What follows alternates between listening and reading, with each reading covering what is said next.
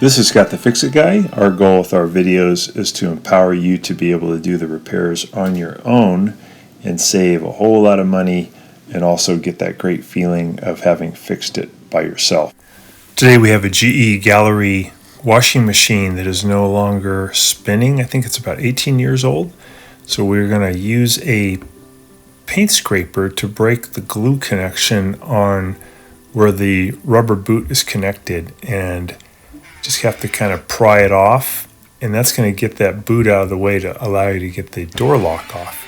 So we're spinning off the old door lock with Phillips head screwdriver. Get the two Phillips head screws out. We're going to pull the lock to the left, then we have to pull off 5 connectors off the back. So there's usually a little red switch here that has 2 connectors. We pull them off. There's a big modular connector there, we pull it off, and there's 2 spade connectors here that we pull off. That's the old one. So here's the modern type of door switch, which are only about $25 at Amazon. But on this model, you can't just replace it. Some of these you can on the Gallery, the more modern ones. But on this one, we have to put in a new wiring harness.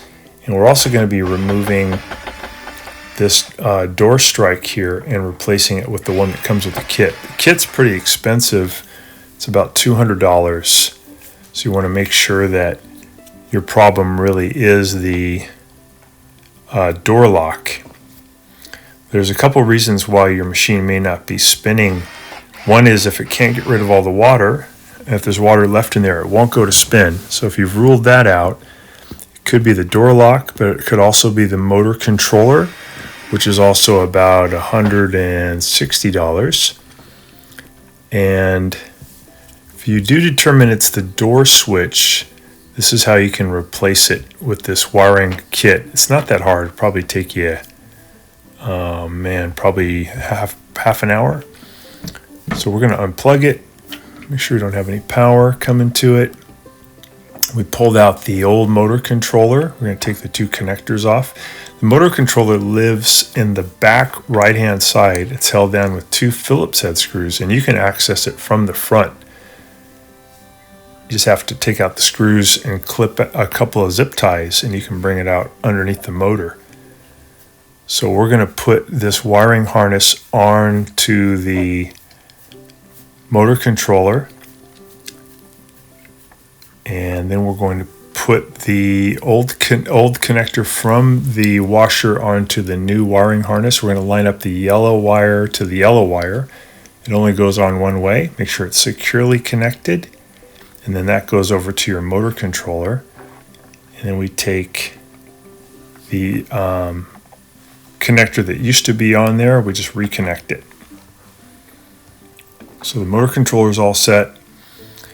And here's the wiring harness. We have a blue wire and a white wire. They go up to the door lock. And we have a couple of black wires go up to the door lock. We have a red and white one that goes over to the pump. And it's pretty much just matching colors of wire. So blue to blue, white to white, black to black. I'm going to feed that wiring harness up over near the door lock area, pull it up where I can work on it. And I'm going to connect this white to white. This is they call the neutral. It's kind of hard to get it to go in this long sleeve, so I'm going to use my diagonal pliers to cut off about ½ an inch of that sleeve. That's going to make it a lot easier. They just put that on there to make sure that the metal doesn't touch the frame, but it's protected. It just had too much to really work with it. I'll do the same thing, about ½ an inch cut off here on the blue wire. And I'm going to hook the wiring harness blue wire to the old blue and white wire that was coming from the washer to the door lock. And then I have 2 black wires, one black, one I think is black with a different color on it. But on your new wiring harness, you have 2 black wires, and you can hook up either black one up to either black one. Don't worry about that one with the stripe. It doesn't make any difference. So we're going to pull that wiring harness up in there so I can get to it. I think I had the drain connected already, so I'll disconnect that, pull it up through, and I've got a couple of black wires there from the wiring harness. So I'll do that same thing. I'll clip off some of the sleeve there, about 1/2 inch. Snip it off with the diagonal pliers, and then I'll go ahead and connect the black to black. That's going to be the hot lead bringing power to the door switch. So just make sure you get these on there really tight, nice secure connections. And then I have another one here I think this is the one that's black with the stripe. So I'm going to hook that one to here. So I've got all those hooked on nice and tight. Almost done. Okay, I'm going to hook up the new door switch now. So I'm hooking this modular connector up. That's the black and white. Hook up this gray one. It's multicolored. Hook up this one to the wax motor at the bottom. Get it nice and tight. All right. I'll go ahead now and just feed those wires back in. I'll put the door boot into position, and I'll put the door lock into position and tighten it up, and I'll stuff those wires back down near the drain pump in the lower right part of the washer.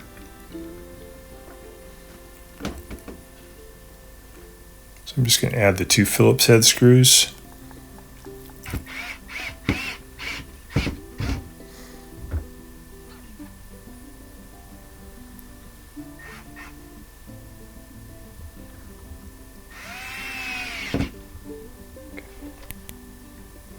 Going to put this one from the wiring harness onto the drain pump, and then this pink and white one, I'm going to hook that up to the pink and white one that goes from the washing machine that used to go to the drain pump. Put that on nice and secure.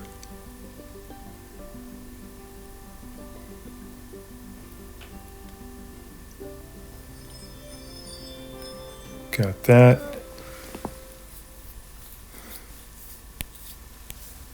All right, I'm going to go ahead and put the door boot back on. Be good to, if you're all done, it'd be good to add a little bit of glue there. A little bit of contact cement would be ideal to hold that boot in position.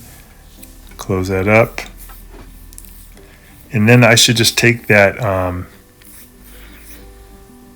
motor controller and put it back into the back right area and put the 2 Phillips head screws to hold it in. It actually sits in a vertical position back on the side of the motor. If you want to do your motor controller too, here's how you can do it. You just pull off these 2 connectors, take out the old motor controller, and then you're going to just pull it out of its plastic case, because usually the one you get delivered to you will be just the circuit board. You have to reuse the plastic piece. So I'm going to just pull up to let loose the plastic clips. Here's the new one. It's just a new circuit board.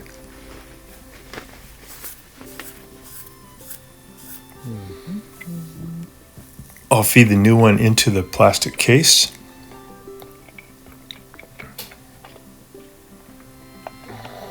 Push it in until it clicks, and then I'll just put those connectors back on. So make sure that you wiggle these connectors on all really nice and tight. And I'll put that motor controller back in, and that should do the trick. I hope this has been helpful to you and gets your machine spinning nice and strong again. Thanks so much for watching our video. We really appreciate your support. And when you get a chance, please press the subscribe button below so you can be subscribed, and also the notification bell so we can send you more videos about appliance repair. Please also give us a thumbs up if you enjoyed the video. If you really liked the video and it really helped you, please press this new applaud button and you can show your support and also get a nice clapping hands for your video. Thanks again.